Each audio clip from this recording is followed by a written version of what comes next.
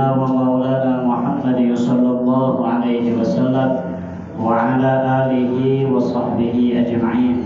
اللهم افتح علينا بفتوح العارف حكمتك وانصر علينا خزائن رحمتك برحمتك يا أرحم الراحمين. اللهم نور قلوبنا بنور هدايتك كما نورت الأرض بنور شمسك أبدا أبدا. اللهم انفعنا بما علمتنا وعلمنا ما ينفعنا وزدنا علما برحمتك يا أرحم الراحمين. قالوا سبحانك لا علم لنا إلا ما علمتنا إنك أنت العليم الحكيم. رب اشرح لي صدري ويسر لي أمري واحلل عقدة من لساني يفقهوا قولي. ربنا إنك جامع الناس ليوم لا ريب فيه إن الله لا يخلف الميعاد. ربنا افتح بيننا وبين قومنا بالحق وأنت خير الفاتحين والحمد لله رب العالمين.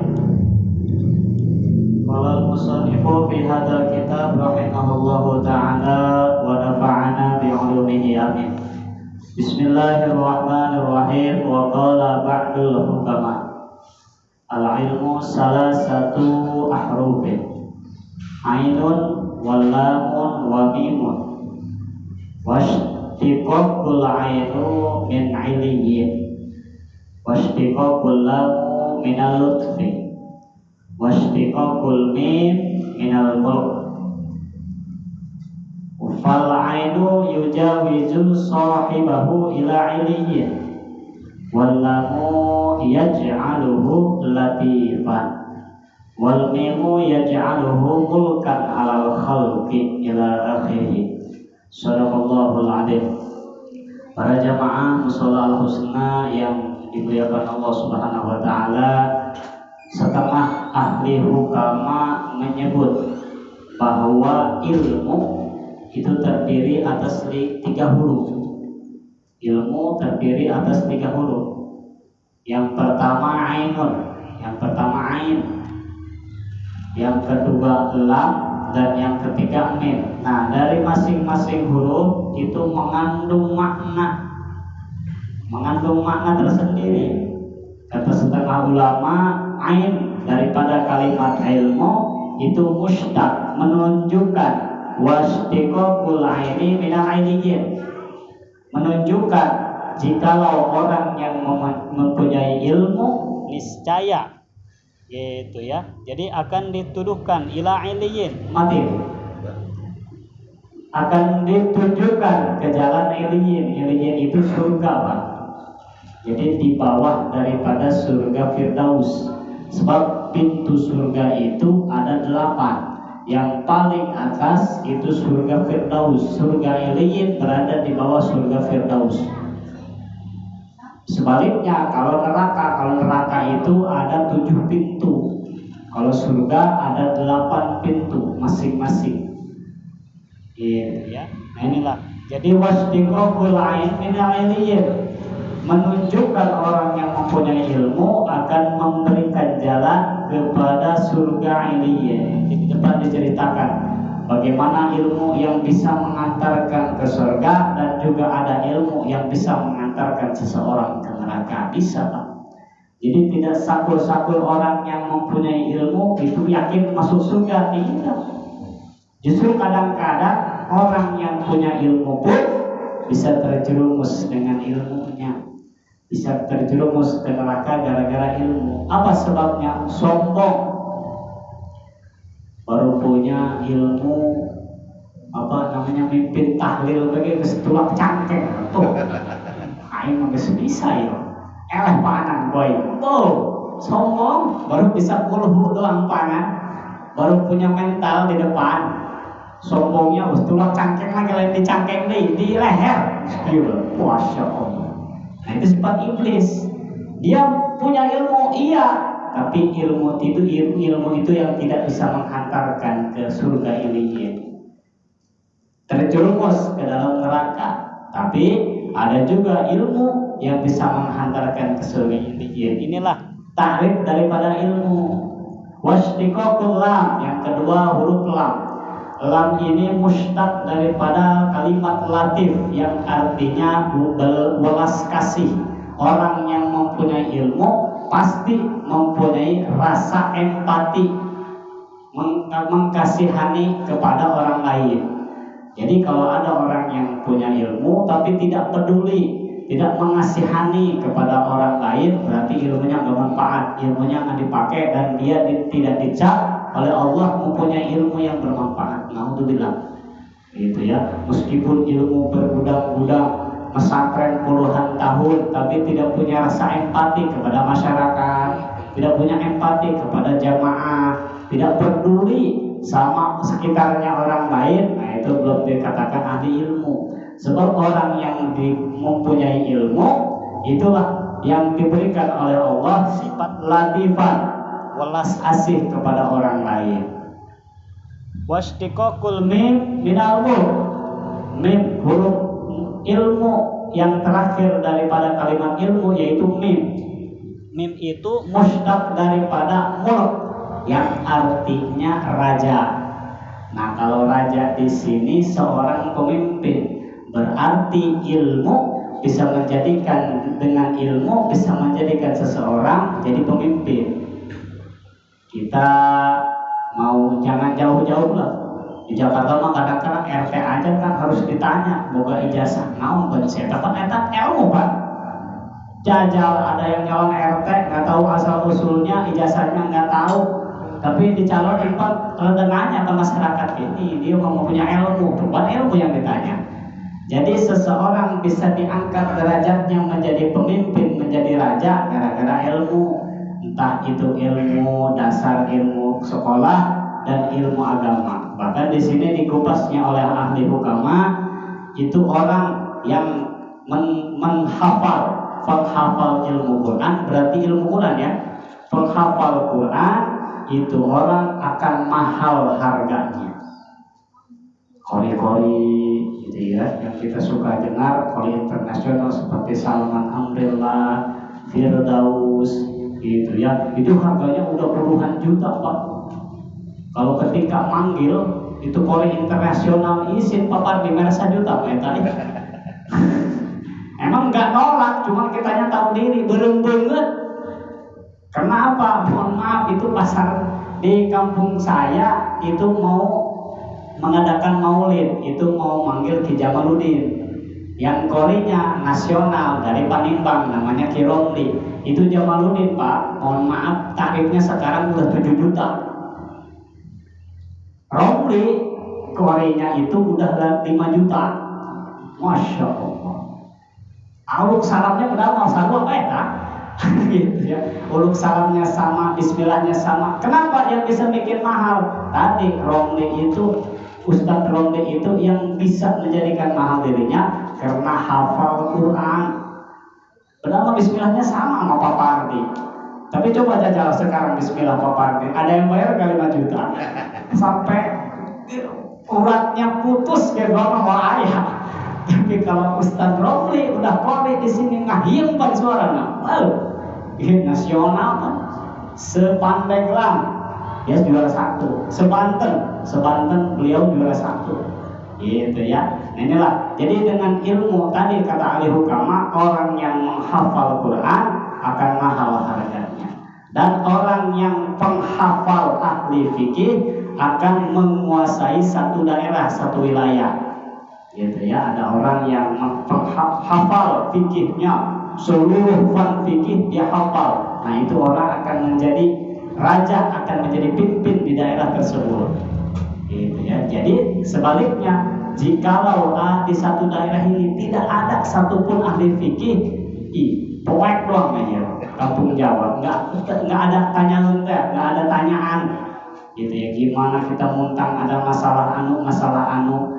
Untuk alhamdulillahnya di kita mah sekarang ustadznya banyak kan ya, karib milih gitu nanyaan, insya Allah udah banyak gitu kan. Jadi kembali mustaq daripada ilmu mimnya itu yaitu muluk raja. Fal ainu yujawiju sahibahu ila iliyin, maka yujawiju sahibahu ila iliyin, Ainnya yang tadi dijelaskan daripada kalimat ilmu itu bisa menemani dirinya menuju surga Allah Subhanahu wa taala dengan ilmu.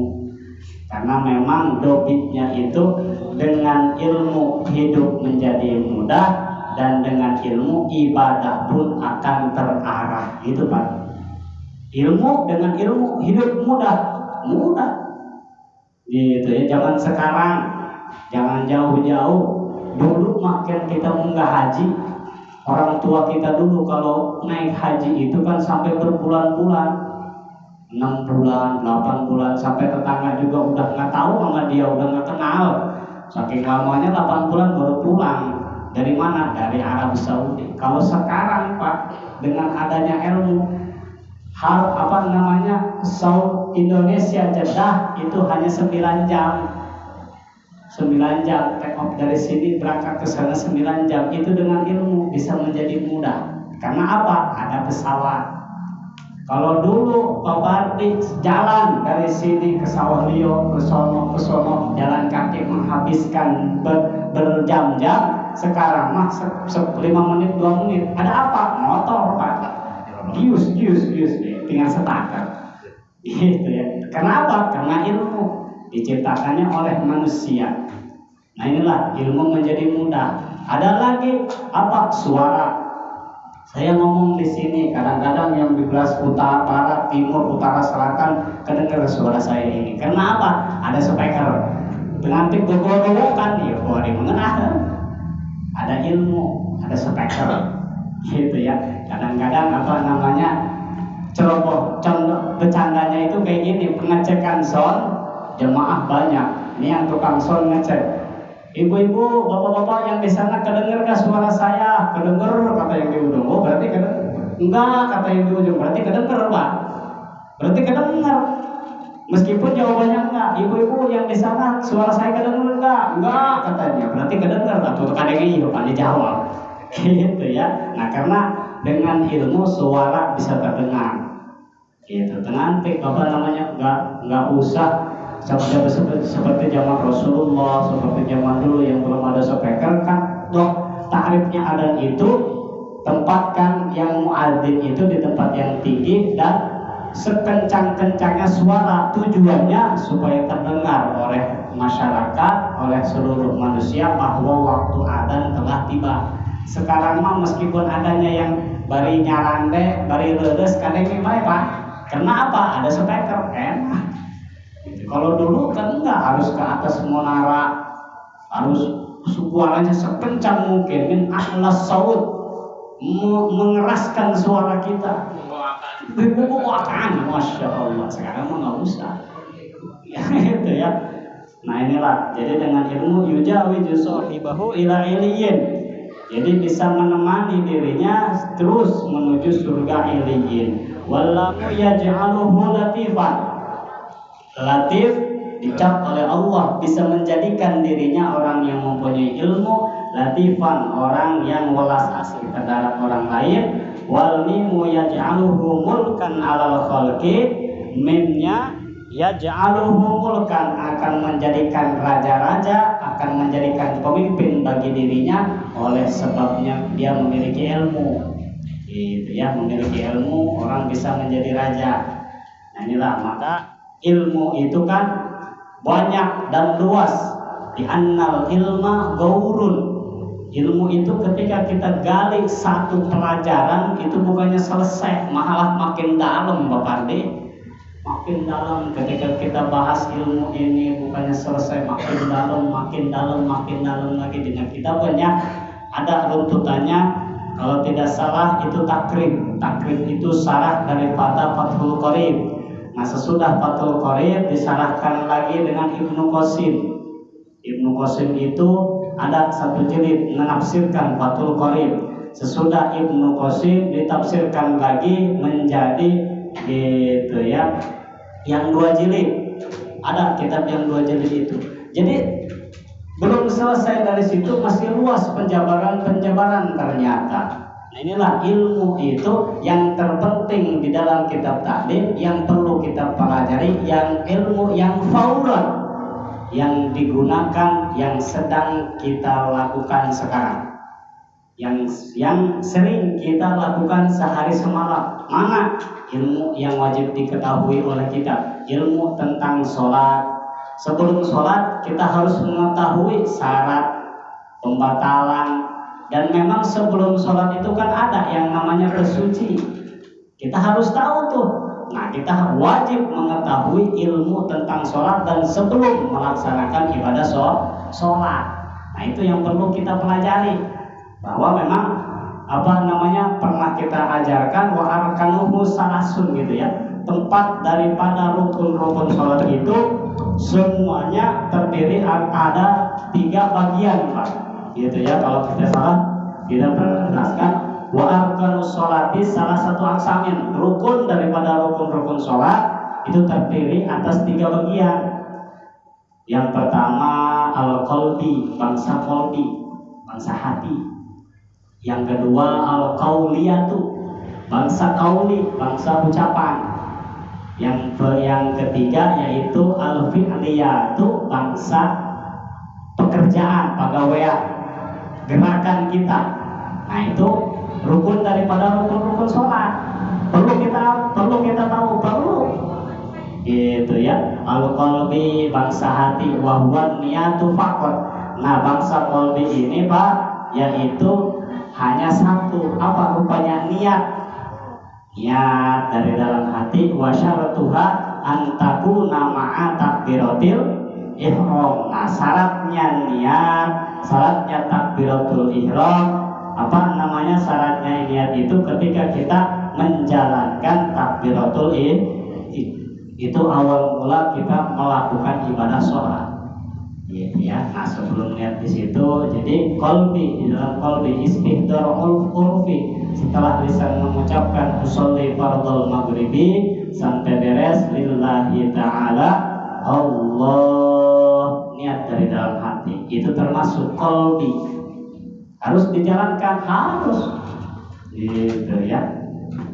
Wa antakuna fil qiyami, dan ketika melakukan takbiratul ihram fil qiyami itu dengan keadaan berdiri. Kalau puasa berdiri, kalau nggak puasa berdiri, ada kemurahan syarat, boleh duduk dan seterusnya.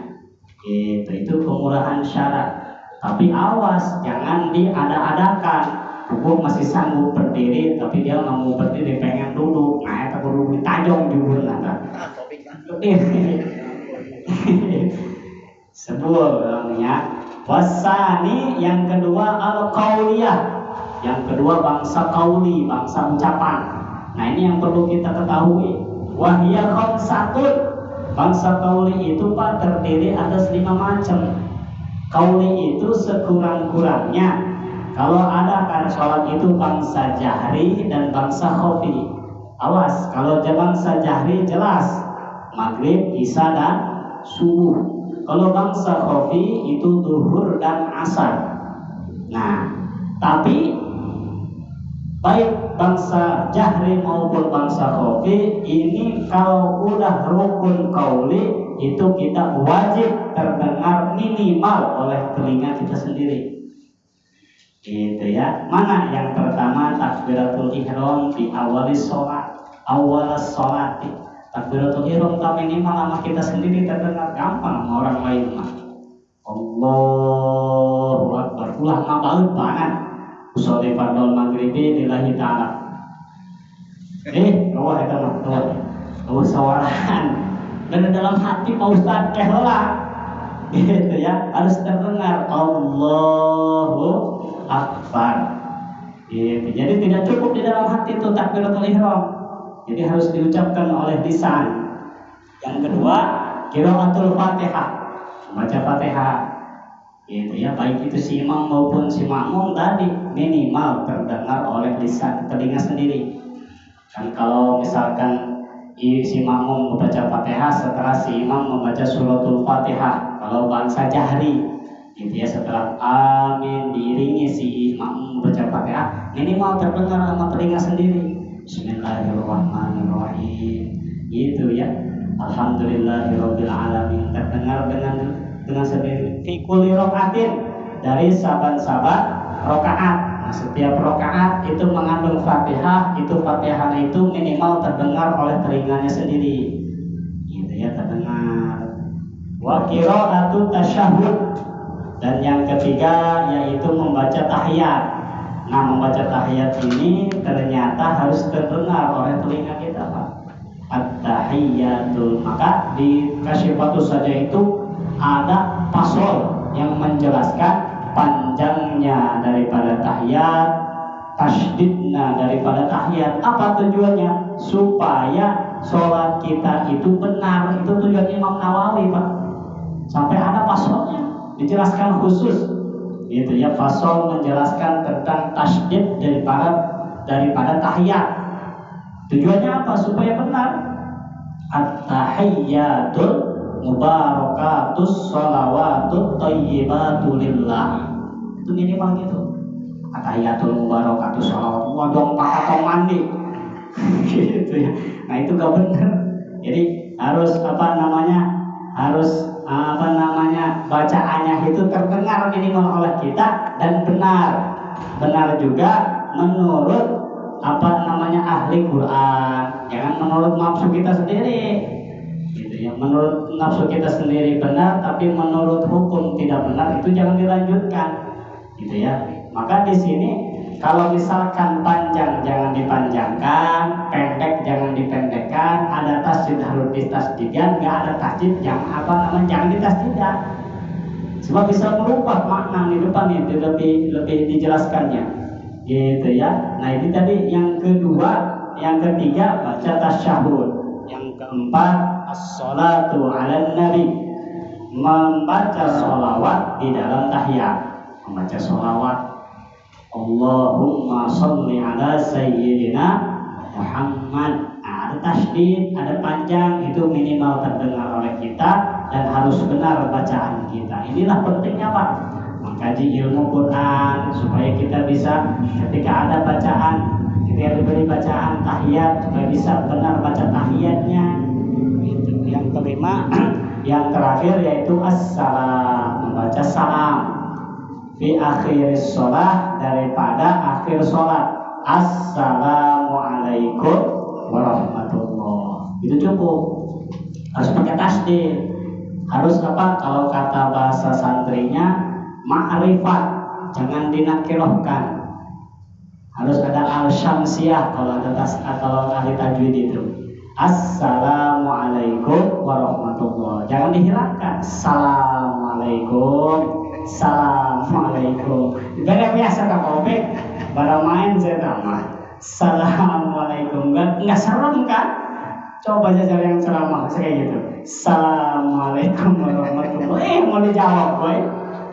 Dengenah ya. Assalamualaikum, karena ada al-samsiyah dan kata bahasa santrinya kalimat isim nakiro. Gitu. Harus dibaca tasydid. Assalamualaikum warahmatullah. Itu cukup.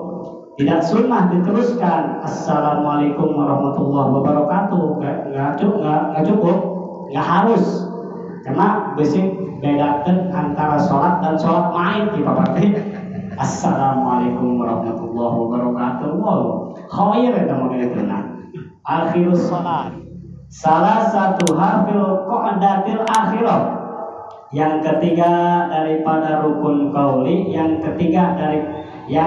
nomor ketiga daripada 5 ini, waktu duduk di dalam akhir sholat. Nah, seperti apa tadi? Membaca tasyahud, membaca sholawat, dan membaca salam. Itu semua dari keadegan duduk.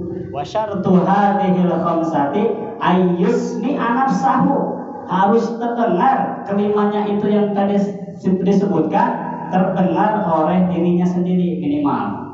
Gampang, orang lain minimal dirinya sendiri.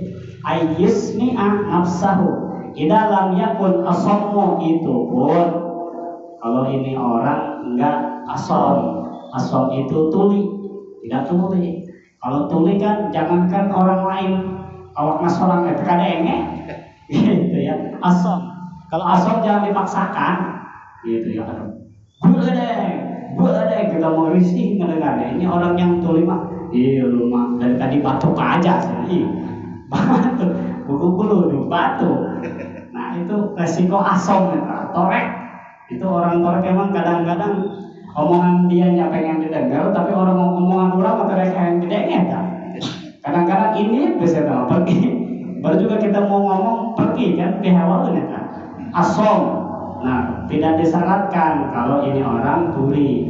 Ya, kalau tuli tidak harus terdengar oleh dirinya sendiri karena rentan tidak terdengar. Wala mani urihin. Dan kalau ada angin kencang, kebetulan kita sholatnya bukan di dalam musola, bukan di dalam masjid, bukan di dalamnya, tapi di luar. Kebetulan nggak kebagian tempat dan cuaca pun sedang ekstrim, anginnya luar biasa, sehingga suara kita itu tidak terdengar karena suara angin. Allahu Akbar tidak terdengar oleh angin, itu nggak apa-apa. Ulah dipaksakan, ulah ngelawan alam nih, disambar geledek ya. Gitu ya, wala mani urihin, ada angin kencang sehingga tidak terdengar suara takbiratul ihram, suara tahiyat, suara Fatihah kita, udah jangan dipaksakan. Gitu. Wala gotin.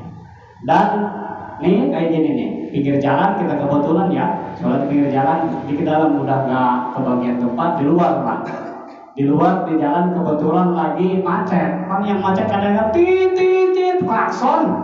Sehingga suara Fatihah kita nggak kedengar, takbiratul ihram kita nggak kedengar, udah jangan dipaksakan. Mentang-mentang di luar lagi ramai, pedaskan suara. Bismillahirrahmanirrahim, itu nggak usah, gitu ya. Kalau lagi lagotin, kalau lagi rame, itu nggak usah. Wa illa rofa'a bihaitsu lauzala somamu. Tapi itu juga bihaitsu lauzala somamu wal mani'u lasami'a. Itu pun kalau kita bisa menyeimbangkan suara keramaian, suara angin. Maksudnya apa? Ketika kita udahlah ramai ini, kita mau sholat aja, tapi hati kita tidak bisa khusyuk gara-gara suara ramai, boleh dilawan ramainya. Itu klakson, itu suara knalpot, lain sebagainya ramai, ayo dikeraskan suara kita. Ketika baca Fatihah, ketika kan minimal terdengar sama diri sendiri itu tidak terdengar, keraskan, silakan, gitu ya. Jadi yang dimaksud di sini, usahakan yang minimal terdengar oleh diri sendiri itu ketika dalam suasana hening, gitu ya, dalam suasana hening, dalam keadaan khusyuk. Tapi kalau tadi ada suara rame, ada suara angin dan yang bergerumun, itu boleh rofa'ah, boleh mengangkatkan suara kita, dipedaskan suara orang, gitu. Wal mani'u lasami'a wa alla yanqusu syai'an min tasdidiha, dijelaskan. Dan jangan juga mengurangi apa syai'an min tasdidiha, mengurangi tasdid daripada bacaan yang tadi kelimanya, jangan dikurangi Pak. Tidak Fatihah daripada Bismillah. Ini Imam Syafi'i kan ayat suratul Fatihah itu, Bismillah itu termasuk daripada suratul Fatihah. Nah Bismillahnya pun harus jangan dikurangkan tasdidnya. Bismillahirrahmanirrahim, jangan dikurangkan, gitu. Dari sampai waladhdallin.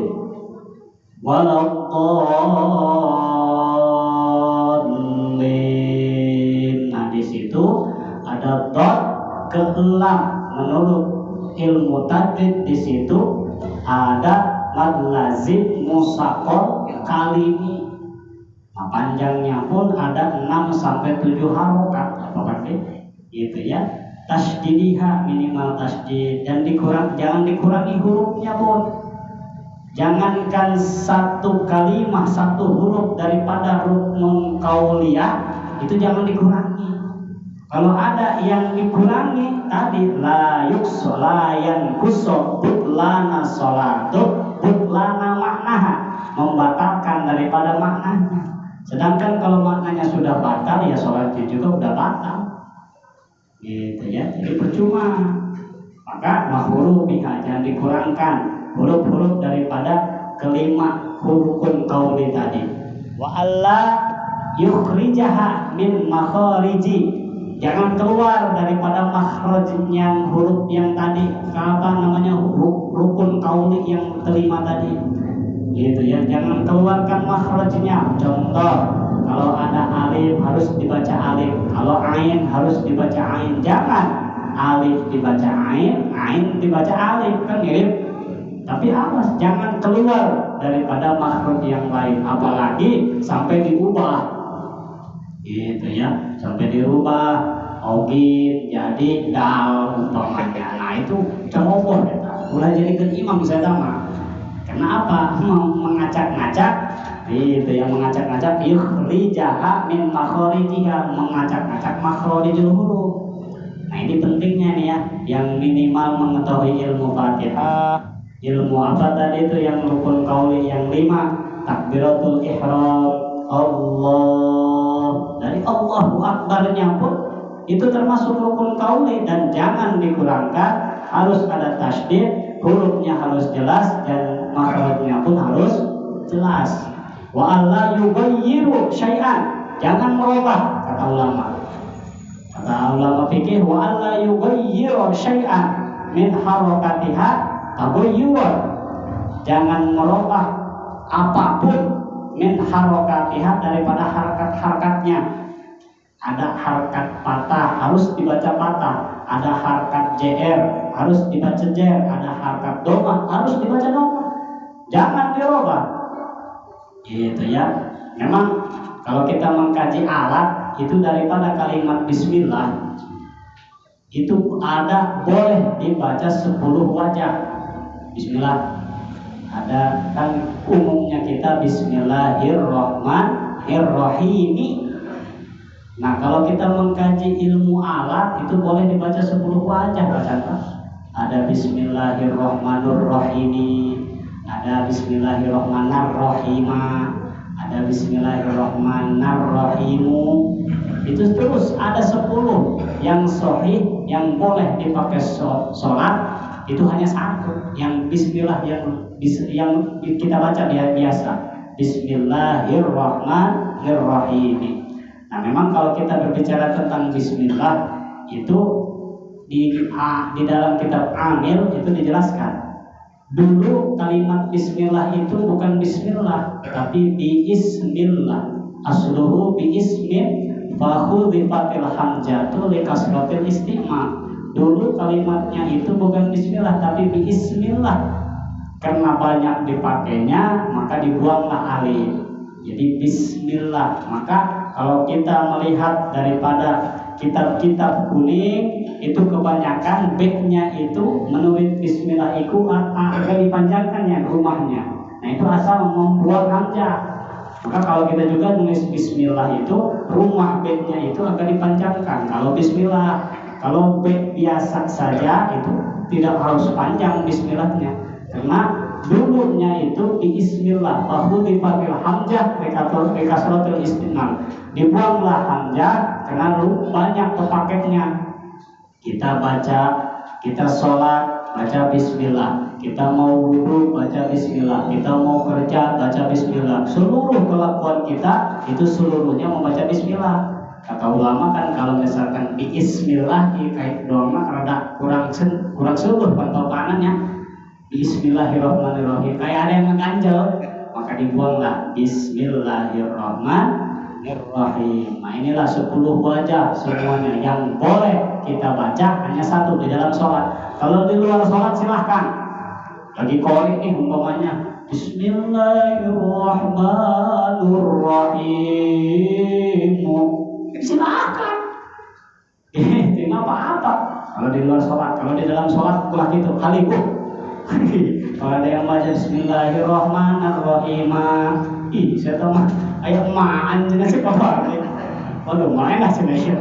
Padahal emang ada ilmunya, cuma jangan di dalam sholat, gitu ya. Ini tagoyuron, jangan dirobahkan harakat-harakatnya, karena yubtilu maknaha, bisa membatalkan maknanya. Sedangkan kalau sudah batal maknanya, batal pula sholat-sholatnya. Wa alla yazida fiha harfan, jangan juga ditambahkan huruf, baik itu satu huruf apalagi berbagai macam huruf, gitu ya. Jangan ditambahkan huruf di dalam Fatihah, di dalam tasyahud, di dalam salam, di dalam sholawat kepada Nabi itu jangan ditambahkan huruf, gitu ya.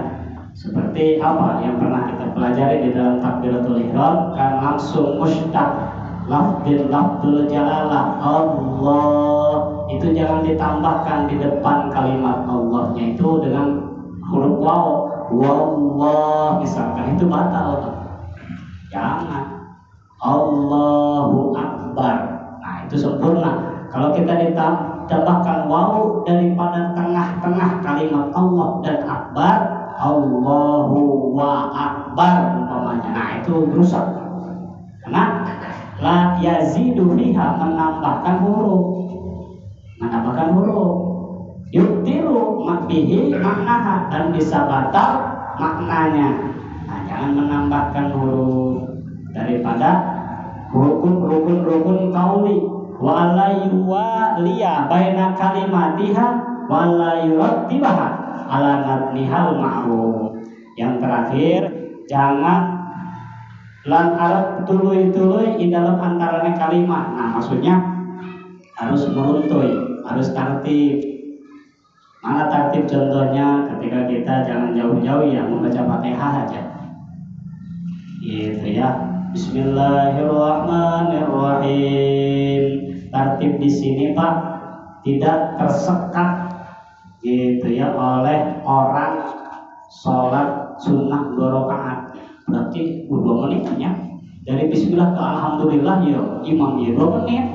Oh, bismillahirrahmanirrahim ngapain be cicing 2 menit baru alhamdulillahirabbil alamin, diem lagi 2 menit. Mending diisi pikir mah enggak.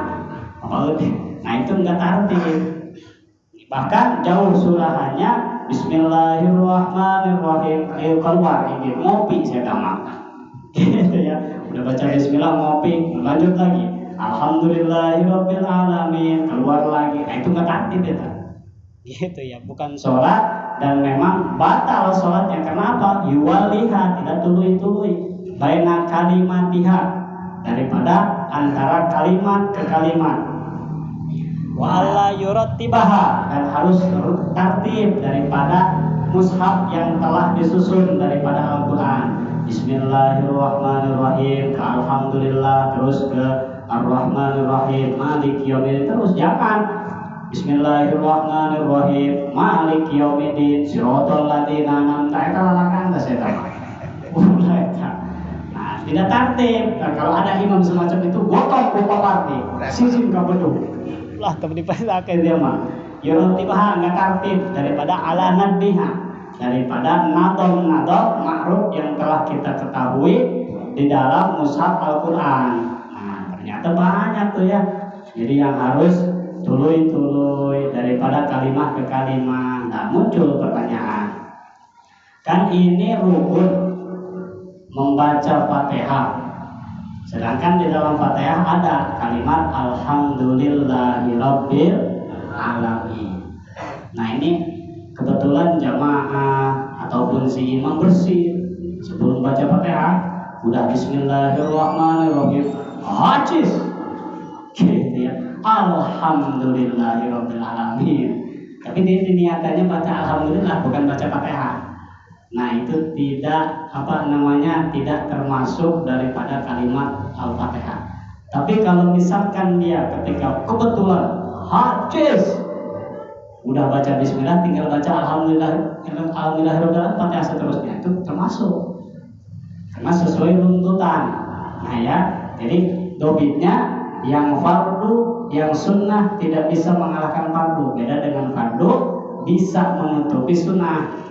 Gitu ya, kan ketika bersih idza tasa'aba waliyun ketika bersih itu sunnah, ketika bersih membaca alhamdulillahirabbil alamin bersih.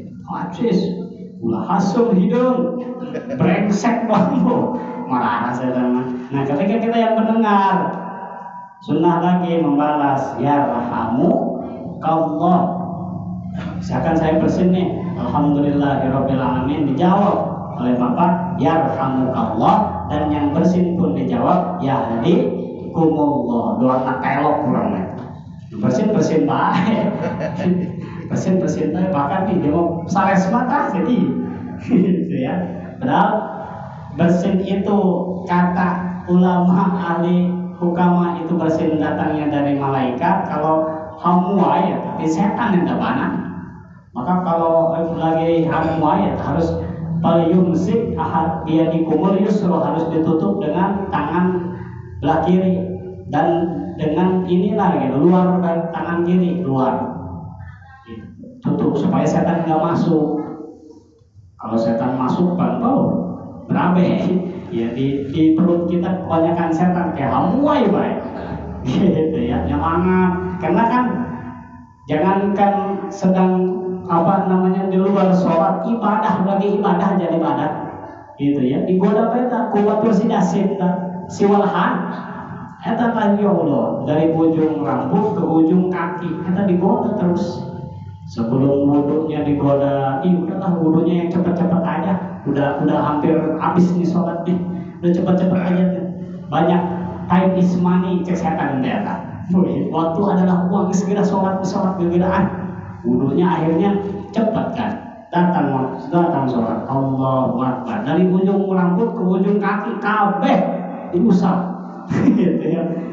Iyo lagi gagarok turun ke mulut, hamuai bae sholat gitu ya. Turun lagi hayang muak, iya ngaca hayang muak kan, masya Allah. Itu pekerjaan si walahan ya, batur si dasir gitu ya. Kalau kita menturuti itu teman-teman setan, kita bakal jadi temennya. Tapi kalau kita melawan, mual jadi setan yang guru, kita yang gemuk dasir gitu ya.